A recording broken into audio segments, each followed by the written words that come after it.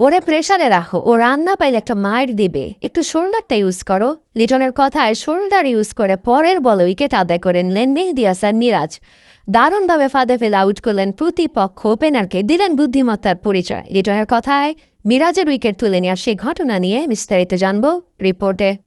লিটনের চতুরতা নিয়ে নতুন করে কিছু বলার নেই। স্ট্যাম্পের পেছনে তার সক্রিয় উপস্থিতি চোখে পড়ার মতো।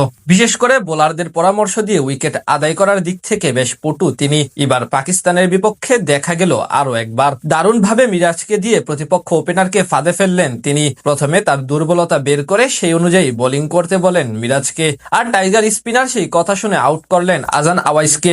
পাকিস্তানের বিপক্ষে সিলেটে রানের পাহাড় গড়ে টার্গেট দিয়েছে বাংলাদেশ দল। এই রান তাড়া করতে হলে সফরকারীদের গড়তে হবে বিশ্ব রেকর্ড। এদিকে আগের দিন কোনো উইকেট না পেলেও আজ দিনের শুরুতে আব্দুল্লাহ ফজলকে বাউন্সারে কুপকাত করেন নাহিদ রানা। এরপর জুটি ভাঙার চেষ্টা করেন অধিনায়ক শান মাসুদ এবং আজান আওয়াইসের। দুজনের জুটিতেই সেই বুদ্ধিমত্তা দেখান লিটন মিরাজ। প্রথম ম্যাচে অভিষেকেই সেঞ্চুরি হাঁকিয়ে আলোচনা সৃষ্টি করেন আজান। দ্বিতীয় ম্যাচে তেমন ভাবে অবশ্য মেলে ধরতে পারেননি নিজেকে। আজ ঘটনা ঘটে ম্যাচের 16তম ওভারে।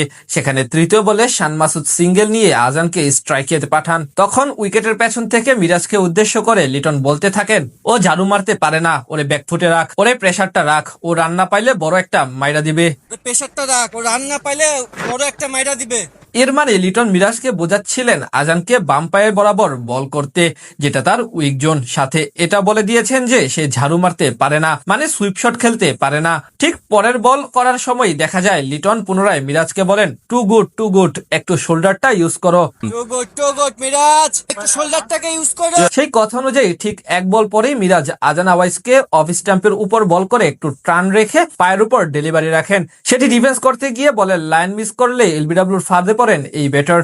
এতেই উইকেট পেয়ে যায় বাংলাদেশ দল এবং বিদায় নেন পাকিস্তানি ওপেনার। লিটনের এমন চতুরতা নিয়ে অবশ্যই প্রশংসা করতে যে কেউ বাধ্য। দুর্দান্ত ভাবে মেধা কাজে লাগিয়ে এভাবে আজানকে আউট করলেন তিনি। এছাড়া আজ আরো বেশ কয়েকবার দেখা যায় স্ট্যাম্পের পেছন থেকে বোলারদের পরামর্শ দিয়ে প্রতিপক্ষ ব্যাটারদের বোকা বানাতে।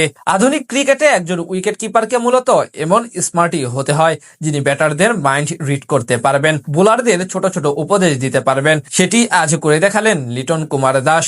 অন্যদিকে মিরাজও দারুণভাবে সেই পরিকল্পনা বাস্তবায়ন করলেন। এই ম্যাচে ব্যাট হাতেও উজ্জ্বল ছিলেন মিস্টার এলকেডি। প্রথম ইনিংসে দলের বিপর্যয়ে ব্যাট করতে এসে হাঁকান ক্যারিয়ারের 5ম টেস্ট সেঞ্চুরি। এরপর দ্বিতীয় ইনিংসে খেলেন অসাধারণ একটি 69 রানের ইনিংস। তার এমন পারফরমেন্সের উপর ভিত্তি করে পাকিস্তানকে 437 রানে টার্গেট দেয় টিম টাইগার্স। এদিকে প্রথম ইনিংসে বাংলাদেশ তোলে 278 রান। এরপর পাকিস্তান 232 রানে অল আউট হয়ে গেলে পুনরায় মুশফিকের সেঞ্চুরিতে 390 রান আনে স্বাগতিকরা।